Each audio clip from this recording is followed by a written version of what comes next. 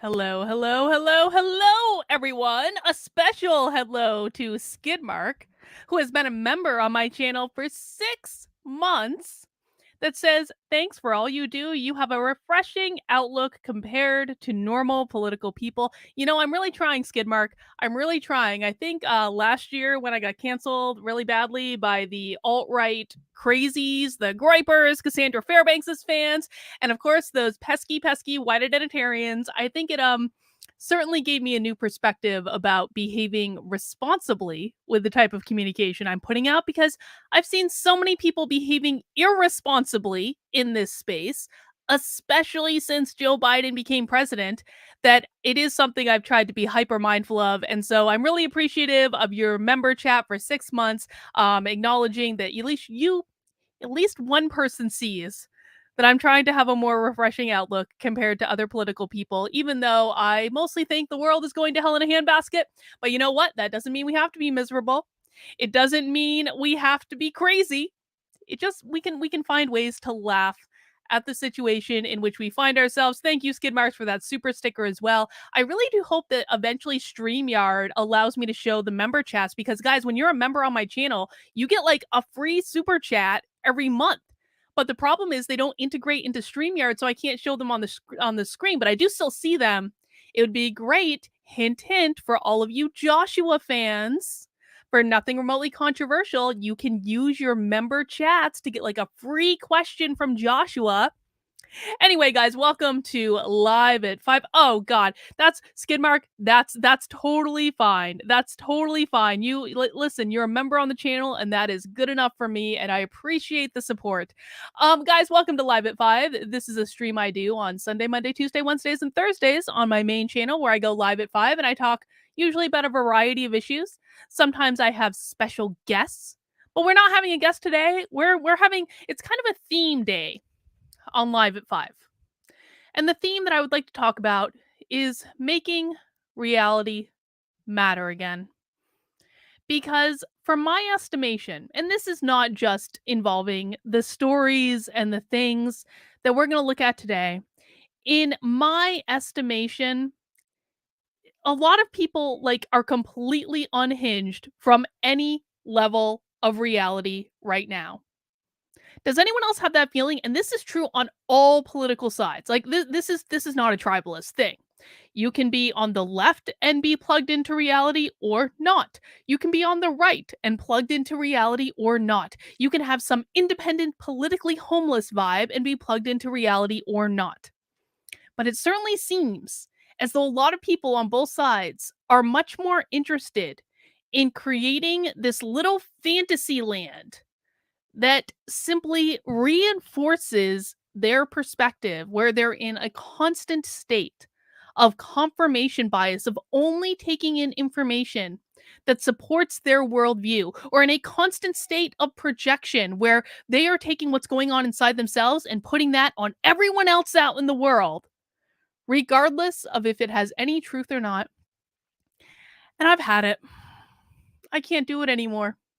And you know what? This is something I've been thinking about for a while, but it was made abundantly clear to me in the past couple of days, because as many of you know, certainly if you watched Effed Up News yesterday, which is a special stream that I do on Sundays at 5, you know this. I was at an art weekend all weekend. I wasn't really paying attention to the news really all last week. Last week was a weird week. I had a lot of client work I needed to do.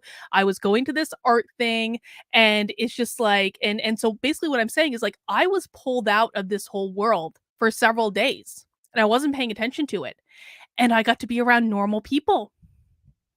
It was crazy. It was like being in an alternate universe. And the normal people that I'm around, even though many of them were normies and they don't follow along with things as closely as many of us do, they were so much more hinged into reality than anyone that I interact with. Well, not anyone, because many of my members of my locals are fine, but like they were so much more hinged into reality than so many people who are influencers on the internet. And it was a really stark contrast. I don't know if any of you have this experience where you're so plugged in to this online news world and outrage world and the unwoke stuff and the woke stuff and all this stuff, and then one day you get pulled out of it and you get put into a completely different circumstance and you're like, not everyone's angry all the time. Not everyone's crazy all the time.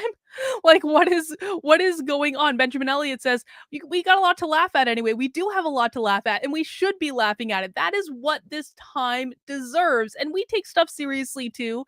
But if we're not gonna mock the people that are just like way, way, way unhinged, I just don't know what to do. I don't know what to do. Breaking headline says normal people are refreshing. They are. They might not know as much as us. They might be fooled by the media, but they are refreshing. So the stories we're going to talk about in today's stream, let me just give you guys a little preview. It's like an eclectic mix today. It really is. It's an eclectic mix. First, we're going to talk about NPR being very upset that teachers just have it so hard. Teachers, they just have it so hard. Those poor, poor, poor teachers. We're going to talk about that and why that's unhinged from reality. We're going to talk about David here. David is a New Hampshire state rep. He's a Democrat. And he's very upset that free staters, who are libertarians, and their GOP allies are openly working to destroy New Hampshire's public schools. And in this case, they may have pulled it off. What is David talking about, you ask? Well, check this out. This is one of the greatest things that's ever happened. We're going to celebrate this. There is a town in New Hampshire that defunded their school by 50%. So, of course, the Democrats are all upset about it. Some of the town residents who weren't there for the vote are all upset about it. But we're going to talk about why David, as an elected representative, is lying to his constituents when he said this is all about the free staters. Now, we've talked about this before, that that in New Hampshire, it is actually a funny thing. The Democrats are actually more afraid of the libertarians than they are of the Republicans.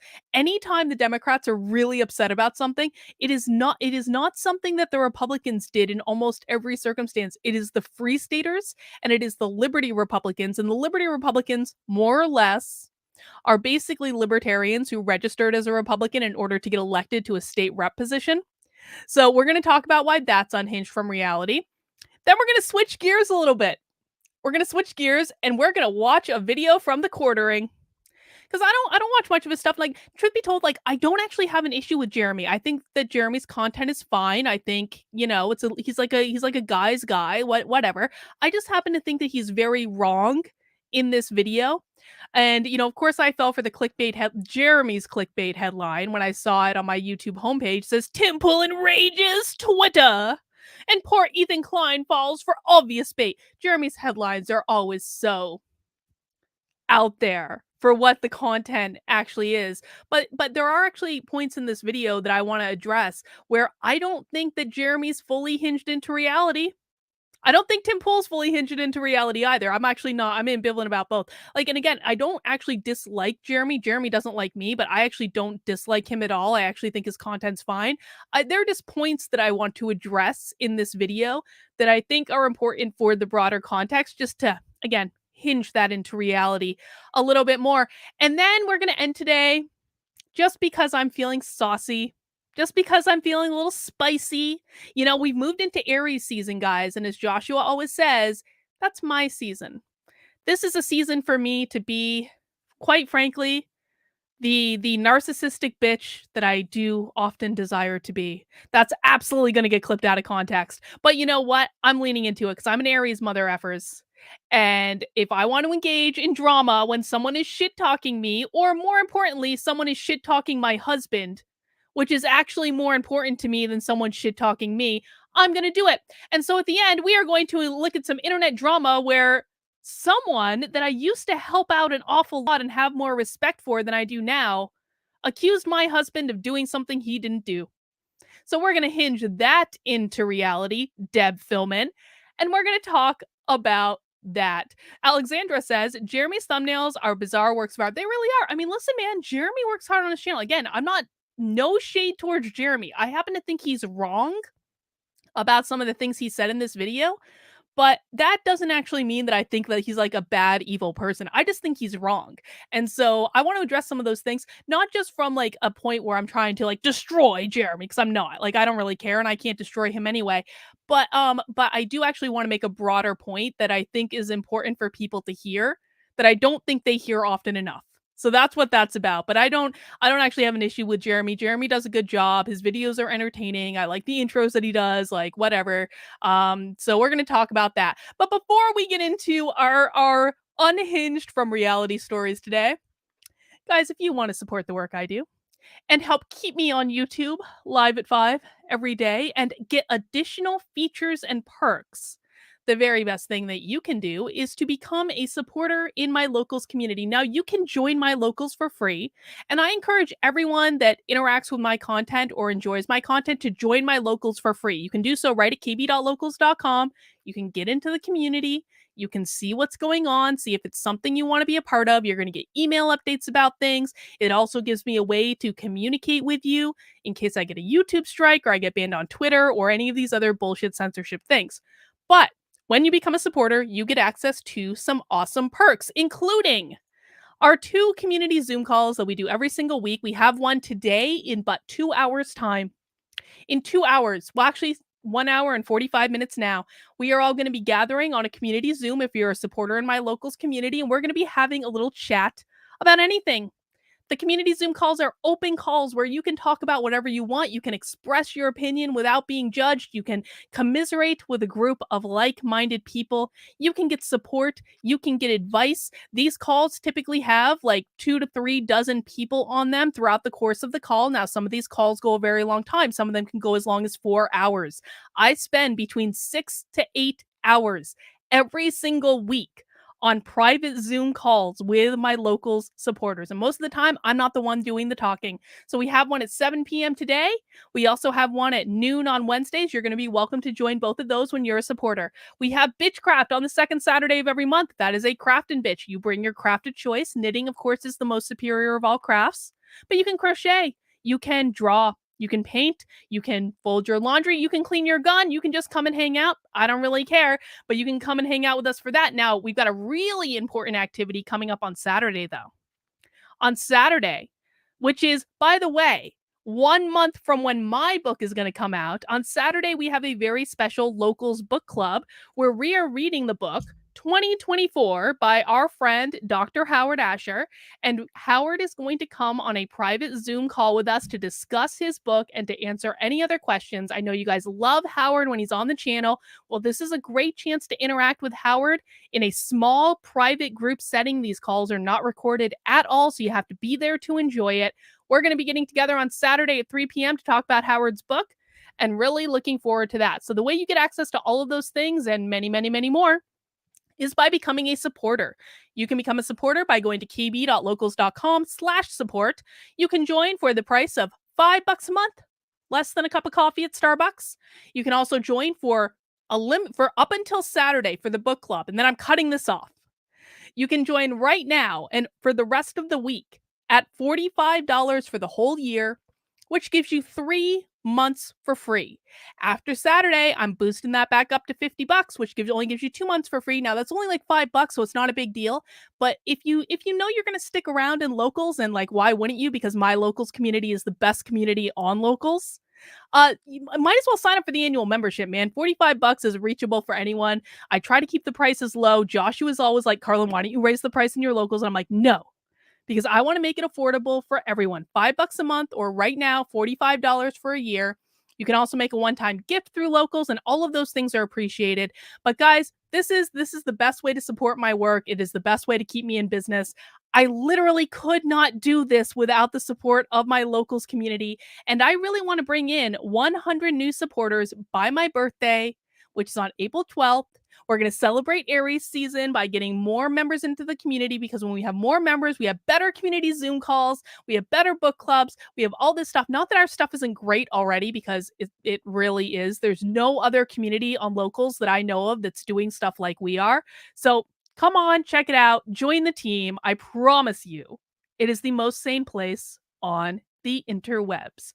All right, let's dig in. let's dig in. I actually don't even remember what these things are. Oh, that's other stuff. Okay, we're going to talk about that later. Okay. So, NPR put out this article today. We're not going to read the whole thing, but we're going to read parts of it. And they're really upset at how the poor teachers, the poor teachers are being treated. You guys notice that anytime we talk about education now with the news, that it's not actually about the students or how much the students are learning. It's all about the teachers and their mental health and how do we take better care of these teachers. And you know why that is, right? That's because of the teachers unions. That this has nothing to do with educating students. It has nothing to do with providing robust environments that support learning. It has nothing to do with any of that. It only has to do with taking care of the poor, abused teachers. Daniel, oh my gosh, Daniel says, my 3 month just expired, just went for the annual. Keep it up. Thank you, Daniel, for the support. I really appreciate that. So, this article, they say educators are taking blows from all sides and they sometimes feel like no one is hearing them. Well, given every news story I read about teachers talks about the poor teachers, I'm not sure that's entirely true, but sure. This is a key finding of the big new COVID-19 era study from the American Psychological Association Task Force. Responses collected between July 2020 and June 2021 came from nearly 15,000 school personnel, from psychologists to bus drivers in all 50 states. As part of the survey, educators contributed around 7,000 written responses. I read every single one of those 7,000 and I had to stop every 20 minutes, just tearing up and crying about how powerful they were. Okay, I call bullshit. I call absolute bullshit on that. And the reason I call bullshit is I did my dissertation about workplace bullying.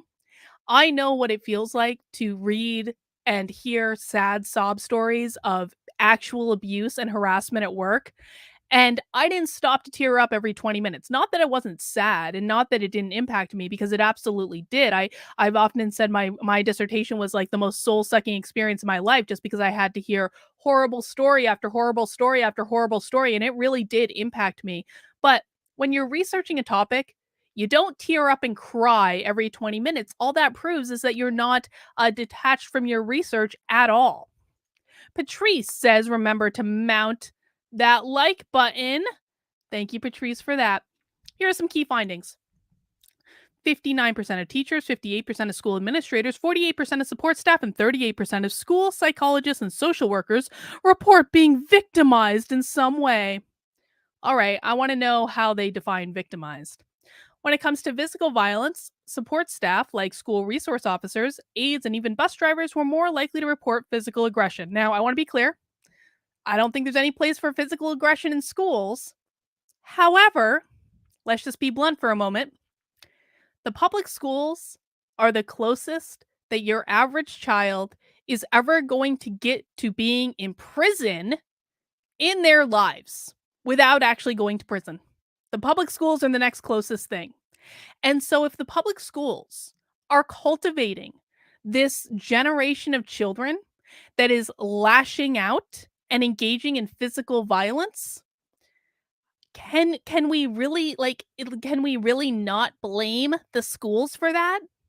I mean, come on, if this is a pervasive problem, if this is just happening everywhere, if there's so much physical violence in the public schools, especially with all of this social emotional learning that's going on, then how is it that the school isn't causing this in the first place? Are these kids just born violent? I don't know. Specifically, 22% of staff, 18% of psychologists, 15% of administrators, 14% of teachers reported acts of violence. But that's actually not what I want to talk about. Verbal aggression is more likely to come from parents.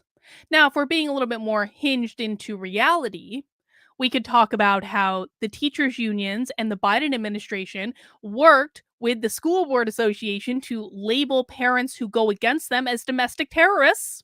We could talk about how the FBI has started an entire task force specifically to monitor parents at school board meetings. Verbal aggression, the task force agreed, is in some ways an even tougher issue to manage. Look at this. Even the American Psychological Association says, oh, look, there's all this physical violence in school. There's physical violence in schools. But you know what's more important? It's the verbal abuse that teachers have to undergo from parents at school board meetings. That is actually the more important problem on our plate is parents at school board meetings who disagree with us. The survey's definition of verbal aggression goes far beyond an unpleasant conversation. It includes threats, slurs, bullying, online harassment. I'm sure they include mean tweets in there. And sexual harassment. I mean, and by the way, I'm not condoning sexual harassment. I generally think the rest of that is bullshit, though.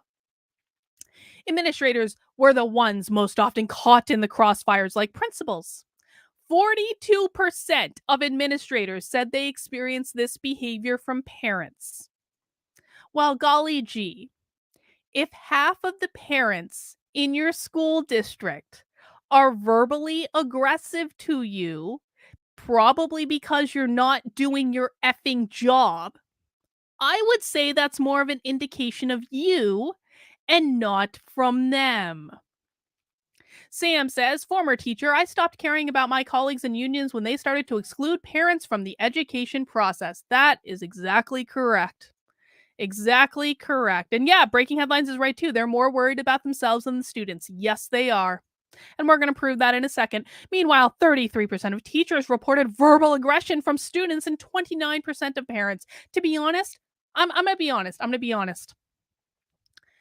If teachers are only experiencing verbal aggression from 29% of parents, we're not doing our jobs. Significantly more.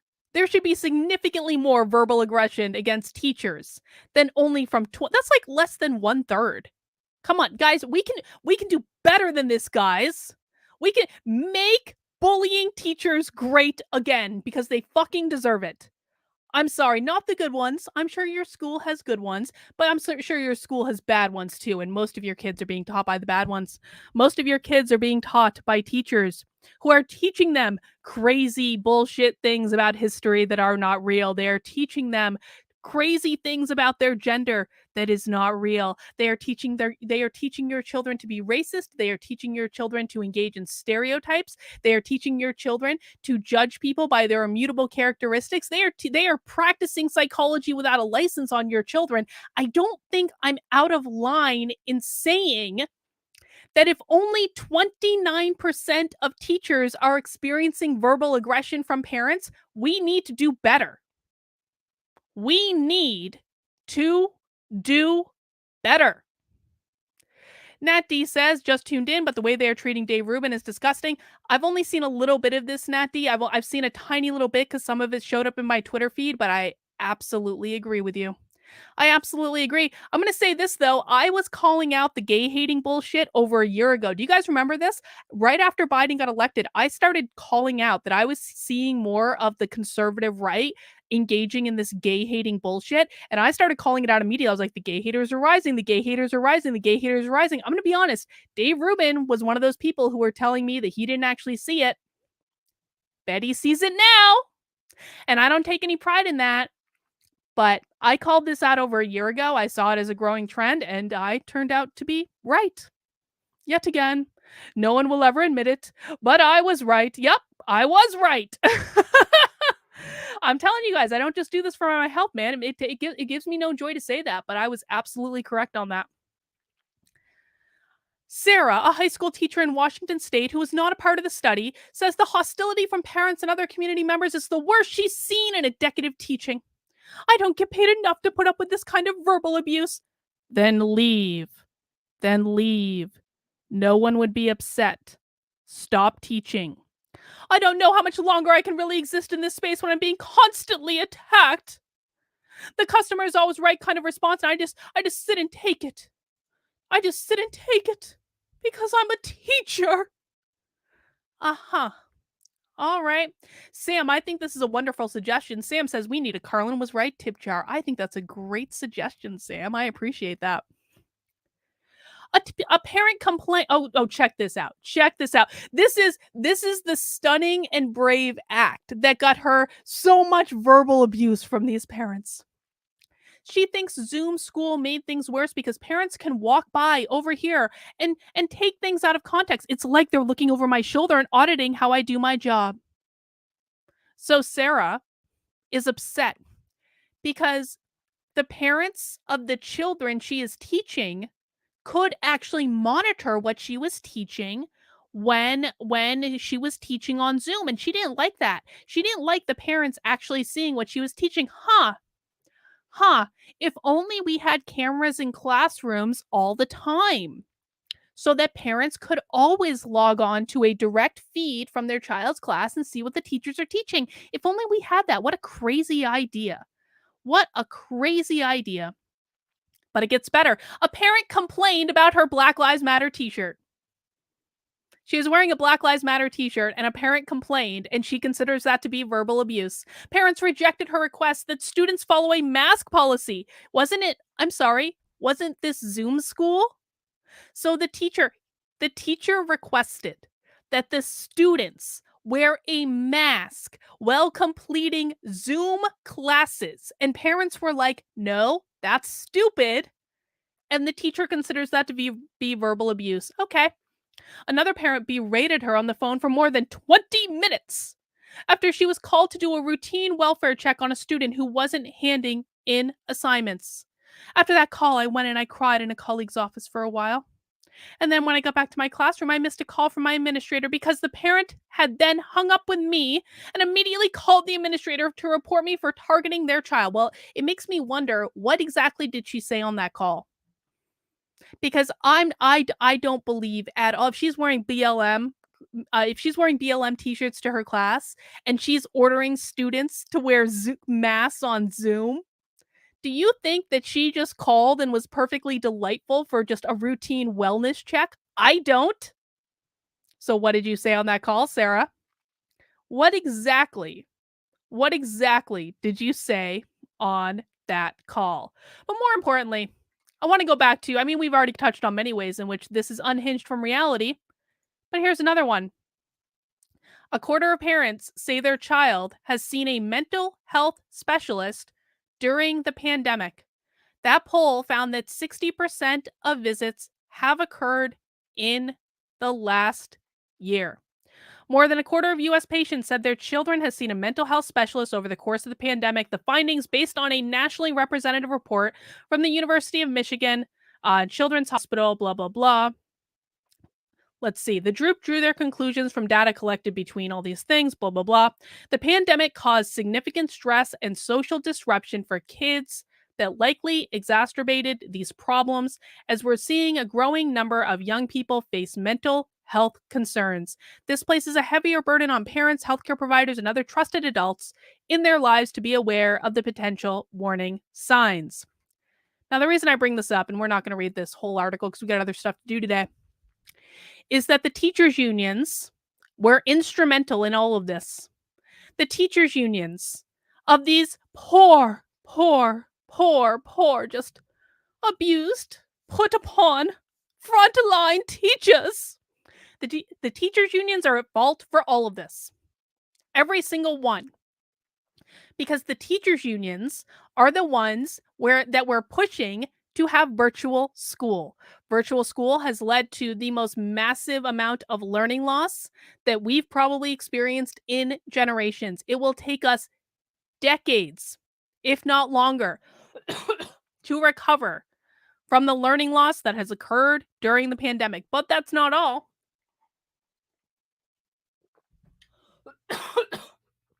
Excuse me, guys. It's always when I start talking that I start coughing. So the teachers' unions are responsible for virtual learning in school for as long as they could push it. This has been covered extensively on this channel. There were actually teachers' unions in Chicago specifically, where the head of the teachers' union was talking about how irresponsible it would be to go back to in-person learning and in-person class while she was on vacation in Puerto Rico. Well, she was on vacation in effing Puerto Rico. She was talking about how it's just too dangerous to leave the house. But that's not all. The teachers' unions have also been instrumental in keeping students masked.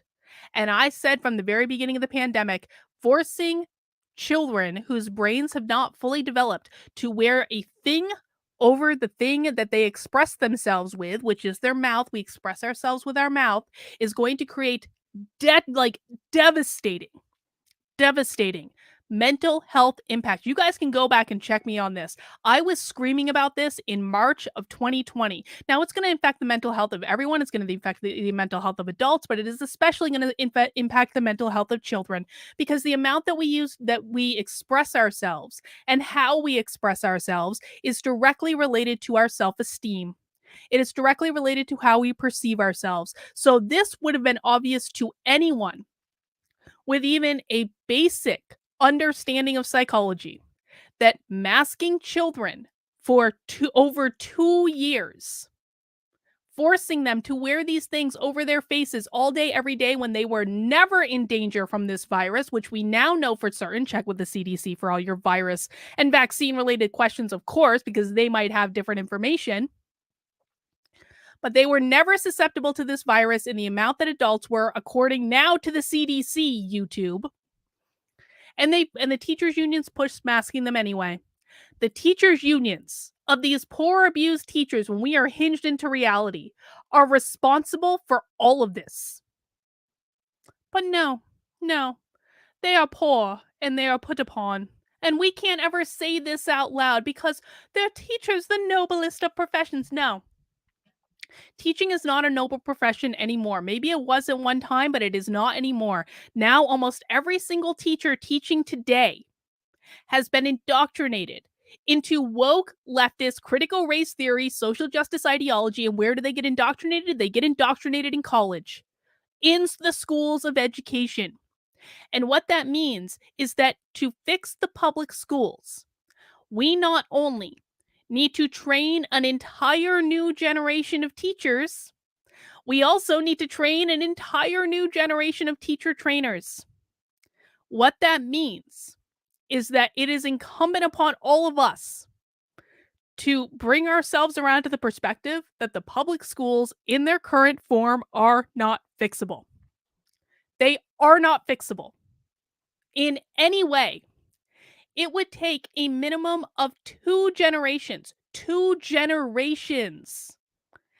and quite frankly, a lot of luck thrown in there as well in order to make any dent in how bad the public schools are doing. And it's not even a matter of fixing policy. People think this is a matter of passing critical race theory laws. No, it's not. It's not a matter of passing anti-CRT bills. It's not.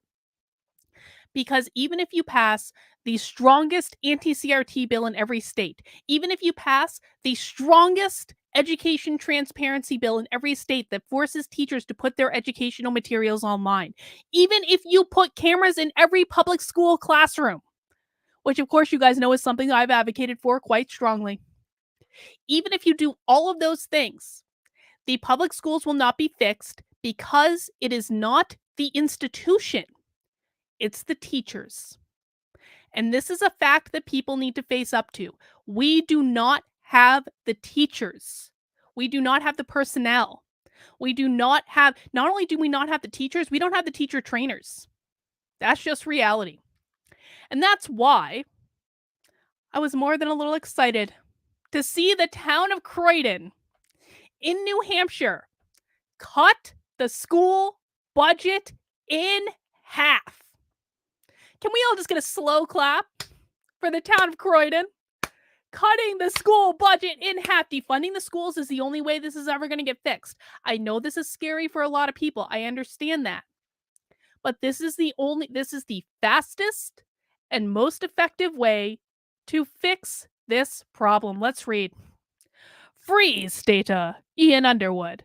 Successful motion to cut the Croydon school budget in half from 1.7 million to 800,000 Saturday has the school board scrambling to make the numbers work, and some folks in town are furious that it is binding. They're so upset about this. Check this out. We're gonna look at a different article too. We're gonna look at this article too. This is from the Concord Monitor, which is like, this is some little independent bloggy thing. Check this out. Croydon residents outraged after school budget cut in half. with a meeting day amendment. The Croydon School Board got an earful Monday evening as about 75 people turned out to oppose what 20 town voters had approved earlier. Let's go back to this one. This one is actually more important in terms of the process. Ian Underwood is a selectman in the town, and he helped in the process of eliminating the police. He helped in the process of eliminating the police department. Talk about defunding the police. His wife, Judy Underwood, also a Free Stater, is the chairman of the school board. I wasn't sure if it would get a lot of support, Ian said, of his motion to cut the budget. Had brought it up the year before, providing them with a budget instead of waiting to be presented with a ransom. Underwood said he moved it. Well, this is where they're attacking him for being a Free Stater. Hang on. He acknowledged that some see it as a negative label, blah, blah, blah. In fact, he believes that many voters in Croydon who are not Free Staters hold many of his same beliefs about more personal freedom and less government intrusion. Yep, that is actually probably legit. Many of the townspeople are tired of increasing school budgets, said Underwood, who doesn't have children. He says he is friendly with the children of his friends. Listen, just because you have children, in New Hampshire, we all pay property tax. Well, homeowners pay property taxes. I don't have kids, and yet 2/3 of my property taxes go towards funding the public schools. So I do, in fact, get to have an opinion about the public schools, even if I don't have kids, dude. The majority of people are tired of being treated as a resource. They are tired of being treated like farm animals to be used. That was a Freudian slip to call it Animal Farm.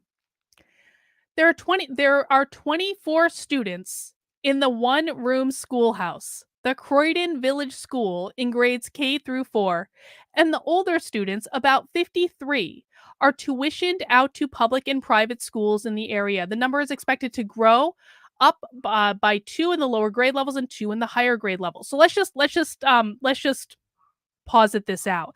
They have less than 100 students in their whole school. Less than 100 students in the whole school. I think it's reckless and irresponsible. In my opinion, it jeopardizes the school choice program. Let's go over to the Concord Monitor article. On Saturday, during the school portion of the town meeting, a motion from the floor reduced the advertised proposed budget of just over 1.7 million to 800,000, a 53% cut, which was approved 20-14.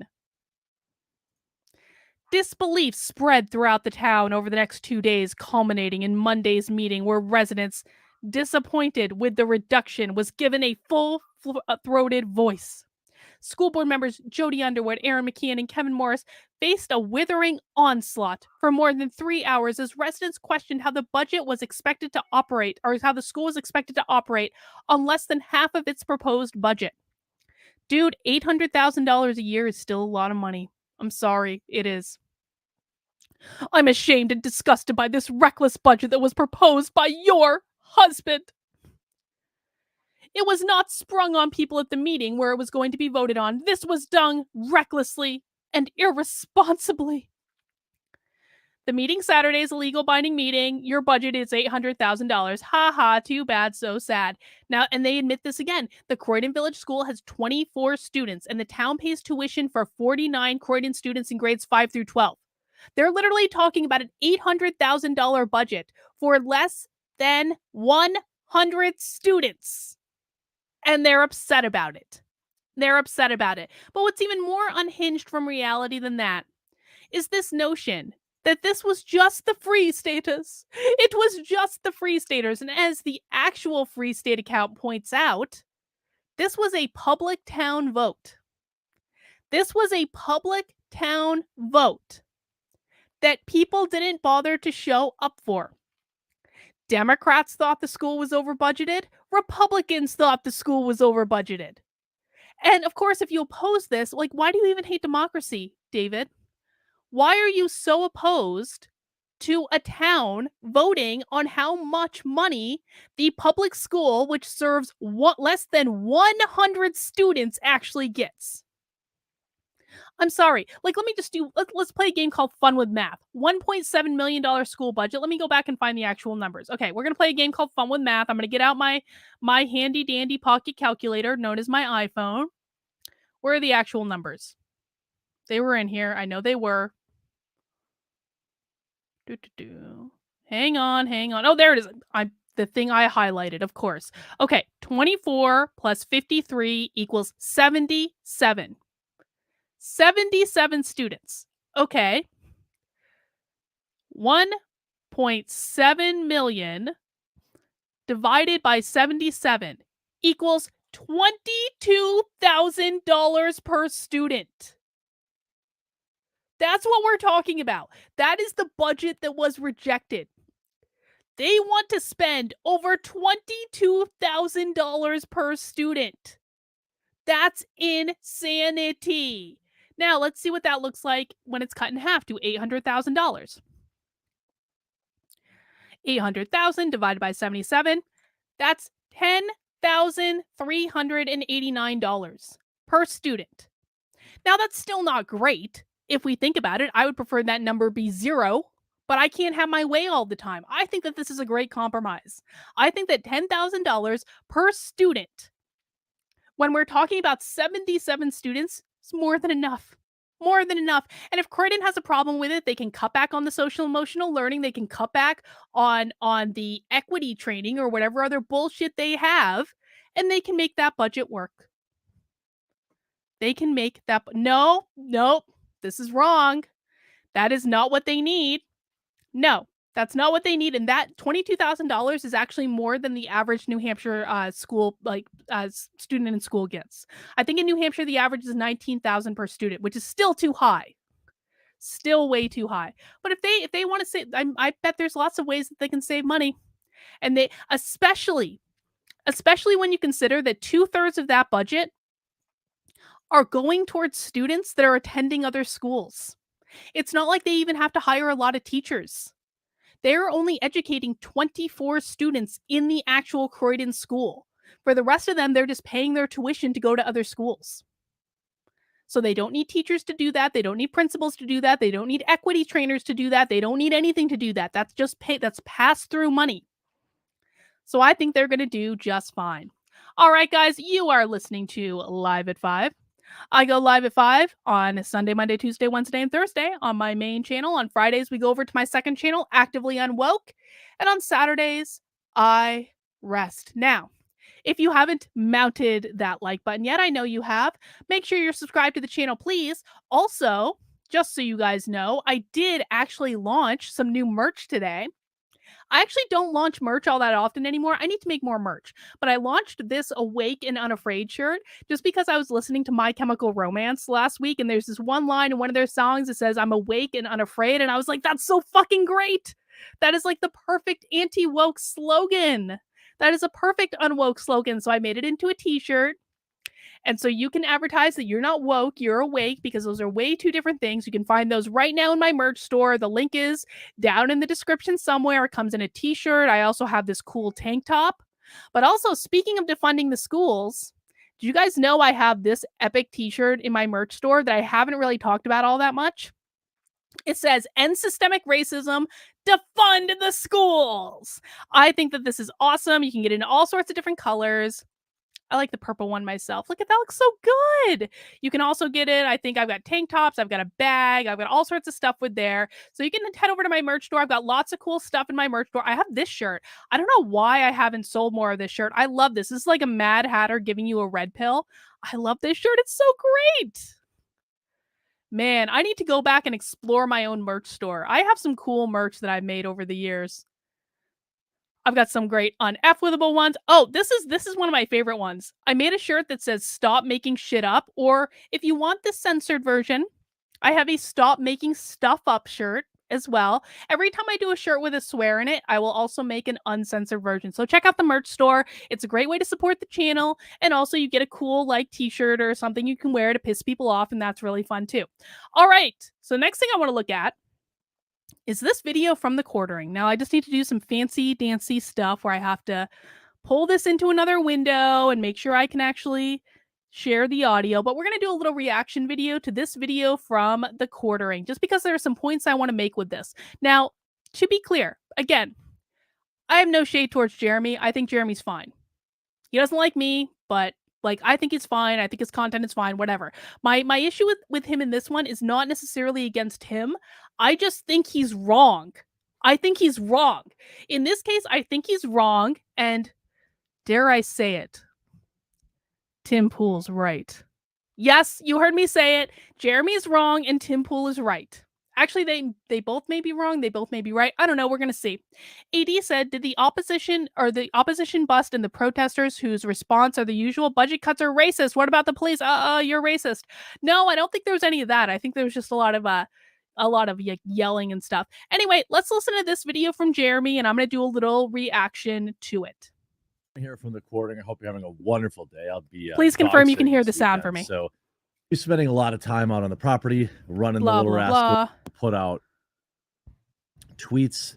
He's talked about his methodology before, where he puts out absurd tweets and then he'll put out tweets that he really believes, and it gives him, in his mind, this plausible deniability. People will never know what he actually believes. To me, it's just called, it's known by a different name. It's just Twitter trolling. And he gets people angry on both sides of it. And it's just why you can't take Tim seriously. You just can't, at least on Twitter. See, well, there are many points I disagree with. Number one, I do actually agree that Tim is just trolling. I don't think there's anything wrong with that. I use my Twitter account as performance art. If I'm pissing people off, that's actually a good thing. But that doesn't mean you don't take him seriously. Like, and at least I'm saying this from my perspective, and I suspect this might be true of Tim as well. Like, he might say something that is not intended to be interpreted literally, but that doesn't mean he's not making a serious point, okay? And I think this is an important difference that people don't understand. Just because you are making a point that is not intended to be interpreted literally does not mean that you are not making a serious point. So, again, I'm going to equate this back to me just because I know how I use Twitter, and I suspect Tim is doing it in a similar way. Like, I make points a lot of times that are outlandish or crazy, kind of like when I said Hitler went to heaven, because I was intending to piss people off. I was intending to troll them, but I was also completely serious in that point, and I had reasons to back that up. Mostly because I don't think hell exists. I don't think hell is a real place. I think it's a human-created place that was invented by religious people to control the masses. And so, like, where did you want Hitler to go? Like, there's just nowhere else to go. It's just a practical consideration. So you can have a tweet that is not meant to be taken literally, but that doesn't mean you don't take it seriously. And even super huge mega brains, you know, one of the smartest people on the platform, Ethan Klein, he was fooled by it. And I thought we'd take a little look. Ethan Klein is an idiot. No one should be surprised that Ethan Klein was fooled by anything. Ethan Klein is a moron. And exactly what happened. So it started out with a single tweet. I went to dinner with my girlfriend and was told it was a 20-minute wait. After only a few minutes, a couple walked in and was seated right away. I complained and left right away. I don't tolerate BS, and I don't tolerate people who think I should care when they do. How shrooms? Oh, Jesus Christ. I used to drink a lot. Oh, goddamn ads. Hang on, skip ads. Now, that scared me. Some people, I mean, this tweet got him trending, essentially. And I thought it was an interesting meme. You know, he also tweets, I agree. I worked for a major corporate news outlet, was paid hundreds of thousands of dollars. When they told me to get woke, I said no. Now, I want to pause here. The point that Tim is making, and this is a point that I 100% agree with him on. The point that he is making is that people need to stand up for themselves. If you don't stand up for themselves or for yourself, I'm going to say that again. If you don't stand up for yourself, then no one is going to stand up for you. And try to break my contract. I don't tolerate BS. If you do, by all means, do you. But don't come to my sad because you won't stand up for.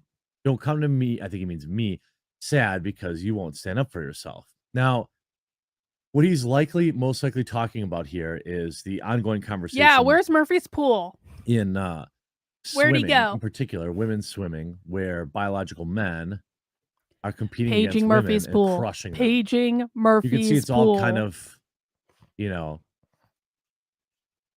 all about, many of his tweets are about this.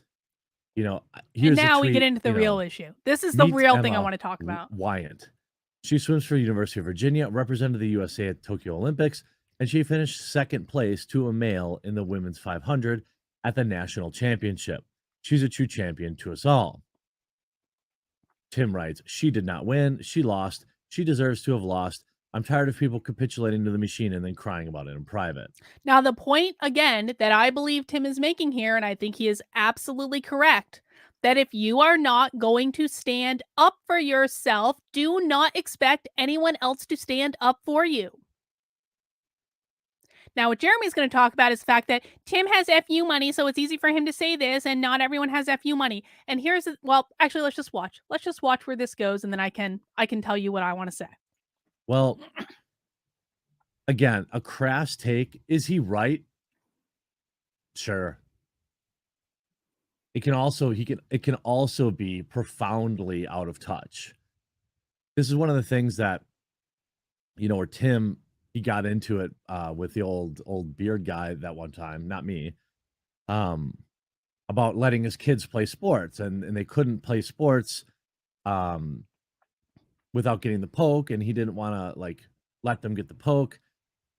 Anyway, it was very easy for Tim to say, well, just don't let your kids play sports. Again, is he wrong? I guess not. He's not wrong that people are still opting into the system and allowing it to happen. However, I will say, it's really easy to hold this position, isn't it? It's extraordinarily easy. I saw an infographic going around the other day where Tim Pool had earned more in super chats than any other human on YouTube. I don't know what the date range was, probably a year. There were people ahead of him, but they were like VTubers and stuff like that. And VTubers are people too, but I just want to point out, and again, you guys know I'm not a Tim Pool apologist by any stretch of any imagination, but what I will say, listen, regardless of whether I like you personally or I don't like you personally, if I think you're right, I will say that you're right. If I think you are wrong, I will say that you are wrong.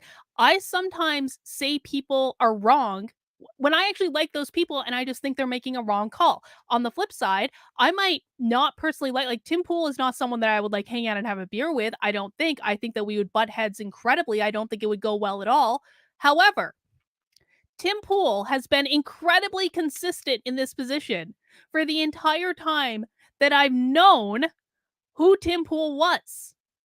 Before Tim Pool had this phenomenally successful Timcast IRL thing where he's printing money and has all these super chats, he was still consistent in this position. And I say that because wherever he used to work, Vice or whatever, he wanted to quit his job when they tried to make him go woke. Now, he may have been doing fine financially at that time, but he wasn't doing, so far as my perception of it, as well as he's doing now. It is much easier for him now to make these calls than it was then. He was ready to walk off a job and then couldn't break his contract, and so he didn't. But he was ready to do that at that time. So what I'm trying to point out is that Tim Pool has actually been pretty consistent in this position about standing up for yourself and standing up for what you believe in. And he was consistent before he had the level of financial stability than he does now, and before he has the level of fuck you money than he does now. Let's keep going. It was over $1 million. Okay. This is, I guess, publicly mined data. That doesn't include ad revenue and sponsorship stuff. I would never, I'm the king of running ads. I'm not saying that there's anything wrong with it. I'm just saying it's an extraordinarily easy position to maintain when you've got an established career, you've got millions of dollars in the bank, and you're relatively uncancelable, relatively insulated. Tim has reached a point now where even if he was banned from YouTube, he would have enough people that would follow him to his website. Okay, Jeremy. Yes. Get to the point, please, Jeremy. Get to the point. He's just totally talking to use up the time. He's not wrong with what he's saying, but he's are college kids who have worked their entire lives to get to that position. Okay. They didn't opt into the system before it was broken. They've swam probably since they were toddlers, and now they're in college. The only reason a lot of them can afford to be in college Is because they're there on a scholarship. That sounds like, I'm sorry, an awfully pretentious thing to say is that the only reason you can afford to be in college is being on a scholarship. That's probably not true at all because, quite frankly, people who are competing in elite level swimming, do you know how much money those people have to spend on coaches? The women they get, and this is no shade against any of these swimmers, but like the fact of the matter is that most of the women who make it to elite levels of swimming, they're not doing it by swimming in the YMCA. They're doing it because their parents have paid for elite coaches their entire lives. That's how they got to the level that they did. But regardless of any of that, you do not need to have fuck you money to stand up for yourself. And we need to stop teaching people that you do. Does Tim Pool have fuck you money? Yes, he does. He does. And good for him. And he's worked hard for it. But you do not need to have fuck you money to stand up for yourself. In fact, when you are a college student, that is probably the time when you have the most opportunity to stand up for yourself. You don't have a mortgage. You don't have rent. You don't have any of these things. You don't have your car. Well, maybe you have a car payment, maybe you don't. But like, you don't have the normal burdens you have when you're an adult. Now, I take a completely different position on this when it comes to telling people to quit their jobs over the vaccine. I do not think that that was a good thing to do. And I was pretty consistent on this where I said, I do not blame you for getting the vaccine to keep your job because that is a much different conversation. When you're talking about screwing with someone's job, you're talking about their ability to pay their mortgage, keep a roof over their kid's head, put food on the table, all of that stuff. That is people talking about quitting their jobs over the vaccine, that is a much different position. And I do not agree with Tim on that. However, college students, they're not going to get kicked out of school for not competing. I'm sorry. They're just not. And if they don't learn how to stand up for themselves now, then the likelihood that they will ever stand up for themselves is really, really low. They have one of the lowest risk levels right now in terms of standing up for themselves. And not only standing up for themselves, but standing up for all of women's sports. And so for someone like Jeremy, who probably has a lot of fans in college because I imagine his content appeals to that age bracket, for someone like Jeremy to come out and say, guys, it's really okay just to sit back and take it when you're being totally fucked. It's okay because it's scary to stand up for yourself. And Tim Pool just doesn't understand that it's scary to stand up. Yes, it's scary to stand up for yourself. Congratulations. But the sooner people learn to stand up for themselves, even if they don't have fuck you money, the sooner all of this ends. If we are teaching people that the noble thing to do is to just do the safe thing and just do what's being expected because you don't want to be canceled by people on the internet,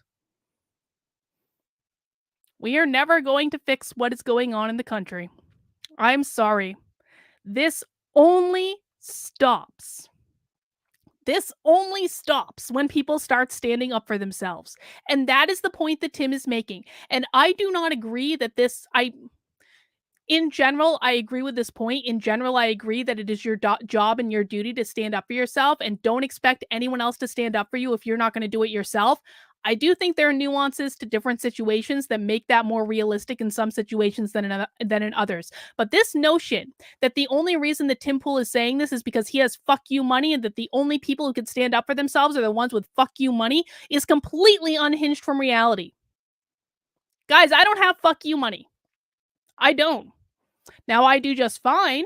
I'm not going to be destitute next week. I've developed a system where I have income coming in from multiple sources. So even if I get canceled in one area, I still have like 3 or 4 other sources depending on any given moment. So I'm not in any danger or anything, but I don't have fuck you money. And I stand up for myself and say what I want to say all the time. And anyone can do this. We need to start teaching people that anyone can do this. And what I would really like is Jeremy has like 1.2 million subscribers or something like that. How amazing would it be for him to be an advocate for this instead of saying, well, it's really hard. It's really hard. And Tim doesn't understand that it's hard. What if Jeremy was more of a role model to be like, guys, you can make money in any number of different ways. And yes, I know it might be scary, but you need to stand up for yourself. And that is the only way that we are ever actually going to make advances against all this bullshit that's going on. Okay. And I do think it's awfully rich to expect somebody, and we know what would happen, right? If one of these girls, if let's imagine this, right? The next event that this biological male swims in against females, if at like the starting shot, none of the women jumped and then just let them run. That's what they should do. That would is be what a they should do. powerful That's statement, in my 100% what they opinion. should do. Yes. But those people's lives would likely be ruined by No, Twitter. wrong. Wrong. He just said, okay, well, This we'll is let the this world. we'll let this ad play. He just said if they stood up for themselves, those people's lives would be ruined by Twitter. Their lives would be, if they stood up for themselves and didn't swim and just walked away, their lives would be ruined by Twitter. No. Let's be really clear. Your life will never be ruined by Twitter. I have been dragged on Twitter worse than most people can ever dare dream. I have been dragged to hell and back on Twitter multiple times. Your life is not ruined on Twitter. Talking about hinging back into reality for a second. 2% of the population are active users on Twitter. 2%. 98% of people are not active on Twitter. 98% of people do not give a flip what goes on that toxic cesspool of a platform at any given moment. So to say to someone, you shouldn't stand up for yourself because you might get dragged on Twitter. And by the way, Jeremy oftentimes is one of the people that's dragging other people on Twitter. So it does come across as a little disingenuous when he has very literally led fucking cancel mobs. But to tell people, especially college students who don't know shit about shit in the real world, that your life will be ruined depending on what the Twitters think. That's just not true. And we need to start saying that it's not true. You can absolutely survive people being upset with you on Twitter, particularly when you are standing up for something that matters. Now, either you think women's sports matter or you don't. That is really the crux of the problem. Either you think women's sports matter or you do not. And if they matter, then they are worth standing up for. And if they're worth standing up for, then I'm sorry, that can survive people on Twitter being upset. Oh, hang on, Call volume. somebody transphobic. You can't critique somebody who is trans, even with a legitimate criticism, without some large group of people calling you transphobic. So what? So what? People with anime icons that don't even use their real names, most of whom have like less than 1,000 followers, are going to be mad at you and they're going to tweet mean things because you tell the truth? You're going to let anonymous trolls on Twitter prevent you from telling the truth? How much of a coward are you, dude? I'm sorry. Like, that is ridiculous. Oh no, leftists on Twitter are going to be mad. Whatever will I do? However will I survive? That is absolute bullshit. And we need to start saying this is bullshit. It is not real. It is made up. You can't bring up the point that while I appreciate and support my trans viewers, that numbers matter and that we shouldn't be bending over backwards for somebody who is, 0.03% of the population. The non-topsy-turvy answer is this, okay, in terms of women's swimming. Sorry, biological male, this is one thing you cannot compete in. End of story. Does that ruin their life? Hang on. AD says, Carlin, and AD, I respect you. You remember my locals? I respect you. These people don't just cancel you. They protest you. They harass you. Dude, I'm familiar. I am familiar with what happens when you piss people off on Twitter. There are very few people in the world that are more familiar with what happens when you piss people off on Twitter than me. Okay?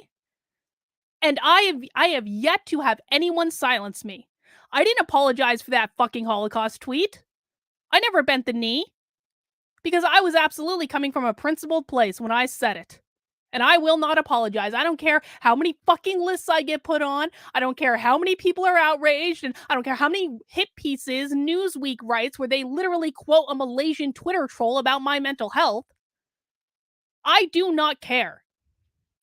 And that is the message that we should be sending to these people. You do not send the message that if you outrage stupid people on Twitter, then you are wrong and you should hang your head in shame. No, you never send that message. You always come from a position of strength, and you always, always, always tell people they will not get you unless you allow them to. I am literally harassed on Twitter every single day of my life. Every single day of my life, I am harassed on Twitter. Most of the time, not by that many people, and most of the time I don't even notice, but that's reality. But has it stopped me in any way, shape, or form? No. And that is what we should be telling to these girls. That is what we should be telling to them. That, yes, there may be mean people on Twitter who say mean things, but guess what? When you stand up for something that is the morally correct thing to do, you will have more people on your side than you ever dare dream. Telling these women that they shouldn't stand up for themselves absolutely is the incorrect thing to do, because if these women stood up for themselves, if these women refused to swim against the NCAA champion, if they refused to do it, they would have an army at their back. That is the message that Jeremy needs to be sending.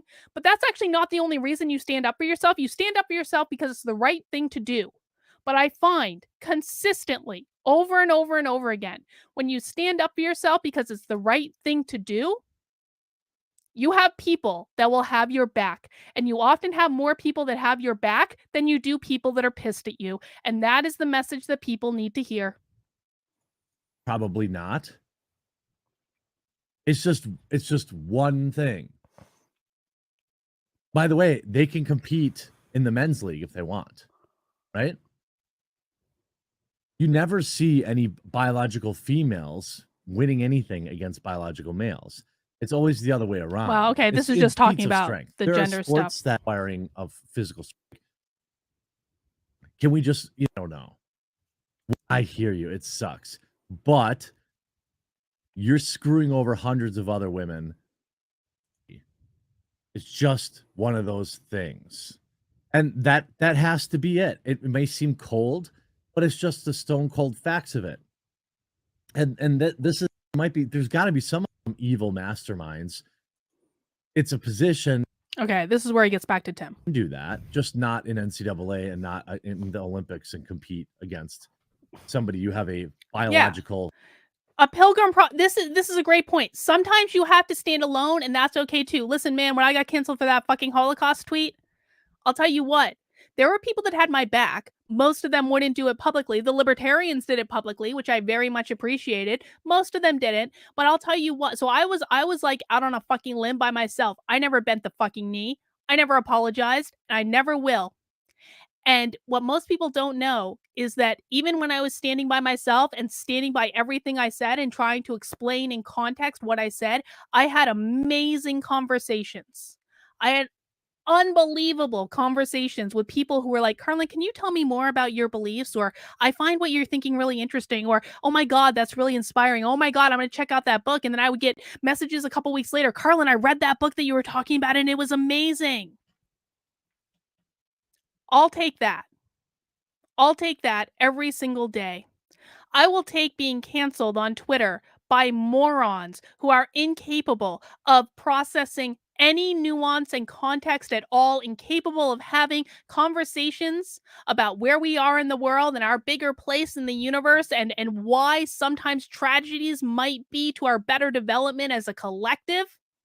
I will take that outcome, that I piss off the stupid people but get to have conversations with the introspective people. I'll take that every day. Every single day. I will never apologize, and I have no regrets. Huge advantage over. But it's a position, like, Tim is probably right here, but it's an awfully privileged, super easy position to hold. Well, and this is my biggest problem with this entire fucking video. Is all like, Tim Pool has money, therefore his positions are privileged, and it's easy for him to say it. Tim Pool has been incredibly consistent about this. He was consistent about this before he made all his money. He was consistent about this before he had his super successful TV show or like freaking YouTube show or whatever the fuck that is. Like, he's been consistent about this. And what if more people were consistent about this? Like, Jeremy, of all fucking people, Jeremy's doing just fine financially, by the way. If Jeremy's not doing fine financially, he is mismanaging his money something fierce. But Jeremy's doing just fine financially based on the size of his channel and the views that he has. And for him to say, you shouldn't stand up for yourself because it costs you too much. I'm sorry, dude, but you're saying that from a position of privilege as well. You do not need fuck you money to stand up for yourself. You do not need fuck you money to do the right thing. That is a lie. That is a lie that has been perpetrated on people to scare them into silence. The only people who will change the world are the people who stand up for something and express themselves. That is the only way to change any of this. And if the expectation is that you have to have fuck you money before you stand up for yourself, I'm sorry, man. That is just a ridiculous perspective that is going to lead to a lot of people keeping their mouths shut about things that are wrong. And that only makes things worse. The world does not change until we take it upon ourselves to change it. And Tim is 100% right. If these women don't stand up for themselves, then they deserve to lose. They do. And that might be difficult to hear, but that is the reality. If you are not going to do what is required to win, then you deserve to lose. And I will be there cheering you on if you do the thing that's required to win. I will support you if you ever do the thing that's required to win. But if you refuse to do it, then don't expect me to do it for you. That's really what he's saying. That's absolutely what he's saying. Brent, the way to get unbanned on Twitter is to send me a message on my website. You can send it to drcarlin.com/contact.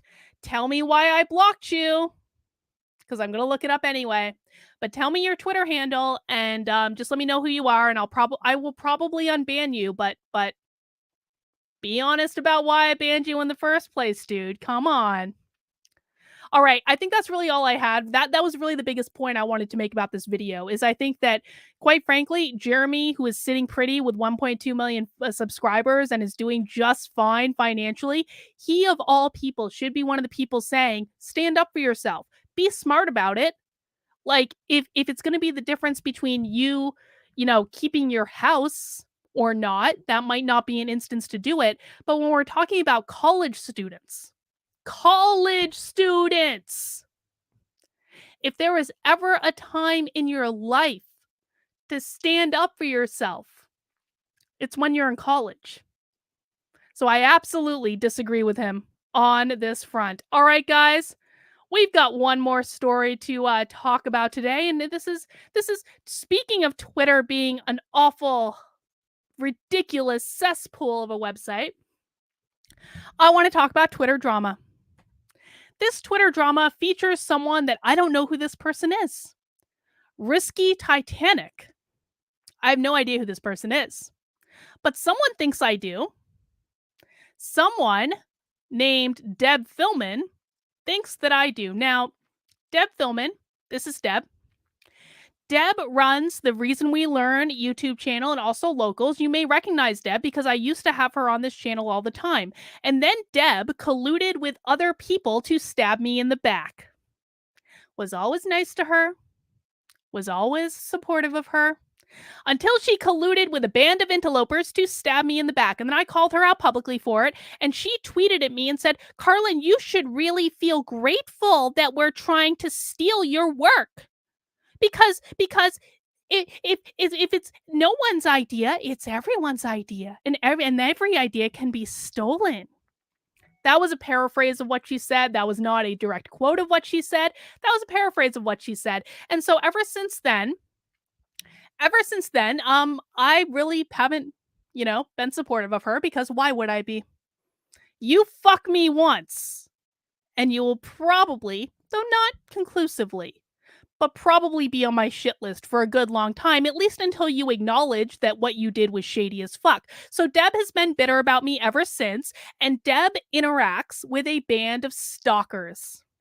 Deb is part of the bullying horde of people on Twitter who interact with that stalker account and do nothing all day. Now, the reason I bring this up is that someone alerted me earlier today that Deb was talking shit about me over the weekend, and of course she was. And I was trying to have art weekend, and so I really wasn't paying attention. And her talking shit about me doesn't really bother me that much, because, like, why would it? But in this case, Deb decided to talk shit about my husband. Now, my husband is not a public person. My husband is one of the best people that I know in my life. My husband does not deserve to have shit talked about him on Twitter. But let's look at what happened. So apparently this is part of a longer thread. We're not going to read all through this stuff. It has to do with Ukraine, whatever. Obviously, this person supports Ukraine. They've got a Ukraine flag in their profile. And they're saying stuff to Deb, blah, blah, blah. Whatever. And so Deb responded, I like to tweet asking the question who decides a war criminal is, and making it pretty clear I think we're having some of our own. Nothing. Let me make this bigger. Let me make this larger. Nothing about that says he's not one. They're talking about whether or not Putin, I guess, or Zelensky is a war criminal. I don't really know. It actually doesn't really matter in the course of this conversation. Then this Ruski guy says, okay, Deborah. And then this asshole, this guy I blocked on Twitter a long time ago because he was a creepy asshole that was interacting with my stalkers, says, go to sleep, Carlin. So now they assume this is me. They think this person, because they've got a Ukraine flag in their Twitter profile, they assume that all Twitter accounts that don't agree with them are me. It's not me. I was at art weekend. I don't use any of my sock accounts to actually say things. I just use them to monitor what you guys are doing. So this now this person said to me, and look at what Deb says. It's her husband. Deb is so unhinged that she thinks my husband has made a random fucking troll account in order to troll her on Twitter. Now, let me show you my husband's real Twitter account. This is Victor's actual Twitter account. He never uses it. He doesn't even use Twitter. This picture of Victor was taken before we even started dating. Over 11. Look how young he was. He looks so young. Wasn't my husband handsome? He's still very handsome. I think he's handsome, but he was handsome then too. This was the picture that made me fall in love with him. Not really. Not really. But hang on. Sorry to cough into the mic. Hang on. Oh, God. This is what my husband does to me. God, this is fucking cold, man. I swear. But I want to show you Victor's Twitter account. The last tweet that Victor sent was in the last official tweet he sent was in 2013. He doesn't even use this account. And then if we go into the replies, you'll see that every once in a while he responds to something I say, but really he doesn't use Twitter, okay? So the notion that my husband made a troll account in order to and just because this person knows her name, aha, I know, it's Carlin's husband on Twitter. And then this person's like, oh my God, you're right, Deb. That must be Carlin's husband. There is no other possible explanation for why this person might disagree with them and have a Ukraine flag in their Twitter profile. That is not, this must be Carlin's husband. And then she says, he doesn't even follow me, so that's the only way he know my name or that much about me. If she were telling him sad, he obviously believes her bullshit too. So Deb believes that the only reason that someone might know that her name is Deborah, since she doesn't actually have it on her Twitter profile, is if they know me. That is patently untrue. Deb uses her real name on her fucking YouTube channel. Deb has thousands of subscribers on her fucking YouTube channel where she says her real fucking name. But no, the only way that someone could possibly know her name is Deborah is if they're married to me. And then this person says, Deb, I've seen countless of your YouTube videos. You've retweeted me. You've used my tweets in one of your shows. Don't descend into stupid conspiracy. Like, this person is literally having to defend themselves from Deb asserting that they're married to me. And then Deb says, then who are you? Because you've obviously changed your entire persona and are now making up crap if you're taking one like and accusing me of supporting a war criminal. And then this person says, I haven't changed my persona. I'm anti-woke, but I'm also Ukrainian, and my family is under air raid siren right now and every day. I'm up because I'm waiting to hear where the missiles hit. So these fucking conservatives whitewashing Putin can suck my balls. And then, you know, Deb seems to realize that she was stupid on it. But look at this. Okay, so we go into this one and look at this person's replies to go to sleep, Carlin. This person knows who I am, says Borisenko, I'm a dude. And then Deb says again, doubles down. Then you're Victor. Whatever, dude. Tell your wife she can go fuck herself. So Deb is telling random fucking people on Twitter that she thinks are married to me, that are not married to me in any way, shape, or form, to tell me to go fuck myself. All right. And then this person actually has to, like, they actually have to spell it out for them. This person says, I'm only so fucking well versed in all this crap. I know all your names because I'm really into the anti-woke school salvation movement and know all of you. I'm from Chicago. I'm not Victor. In your anti-establishment fervor, you all swung to rationalizing war crimes. And then this person is like doubling down. You claim we've interacted previously, so who are you? As though it's some goddamn conspiracy. And I want to say this too. This is actually not the first time they've done this shit. So there was another account. This didn't involve Deb. This involved two other people that I'm not going to name. But they literally started stalking someone on YouTube that they thought was me, was like my secret YouTube account that I don't even have. But they convinced themselves that it was my secret YouTube account, and they began stalking it to try to prove it was me.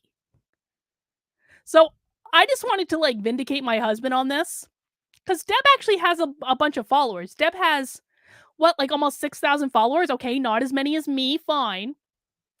But she's going around accusing random people on Twitter of being my husband and trolling her just because she hates me. That wasn't my husband. Confirmed. That was not my husband. In fact, I came downstairs this morning because I found all this out while I was like laying in bed. And I said, Victor, you're not going to believe this. And of course, Victor was like, I've seen it because I tweeted it. Hang on, I'll pull it up. I'll pull it up on my personal profile. So you guys, I just gonna need a second here to find the right thing. So let me see. Okay, so this morning, I tweeted, holy shit, Deb is convinced that some random Twitter troll is my husband. These people are unhinged. They just make shit up constantly. Deb, I promise that if this was my husband, that if my husband actually cared enough to troll you on Twitter, he'd be man enough to use his own account. And then, so the first time I sent this tweet, I actually tagged Victor's account in it. And then, like, immediately I was like, I don't want Victor getting all these replies or whatever. So I deleted the tweet and I took his account out of it. But Victor had already seen the notification pop up on his phone. So I went downstairs this morning. I was like, Victor, you're not going to believe this. And Victor was so incredulous. He was like, I've already seen it. Like I would call myself Russian Titanic. Like I'm the biggest fan of Titanic. I was like, ooh, DiCaprio. He went into this whole thing about how he hates Titanic and he would never call. This is the thing that Victor was most offended about. He was like, I would never call myself Ruski Titanic. So I just want to confirm that Deb Philman is wrong. That was not my husband on Twitter. And yes, Deb, you harassed a random fucking person on Twitter because you're so obsessed with me that you just assume that everyone who disagrees with you is related to me in some way. I have no idea who this person is. I don't believe I've ever interacted with them, although maybe I'll follow them now. Maybe I will follow them on Twitter now. but I'm going to defend my husband's honor because he doesn't deserve to have his name dragged through the mud just because some bitch has lost her mind on fucking Twitter. And that's all I have for the show today, you guys. We had to end on some Twitter drama. We haven't done Twitter drama in a while. I would just sometimes you just got to do what you got to do, and I'm not going to allow my husband's name to be smeared on Twitter. These people smear me enough, and I will take it myself because contrary to what Jeremy wants to tell you, you don't get canceled just because people send you mean tweets and say mean things on Twitter. You don't. So, but I will defend my husband's honor.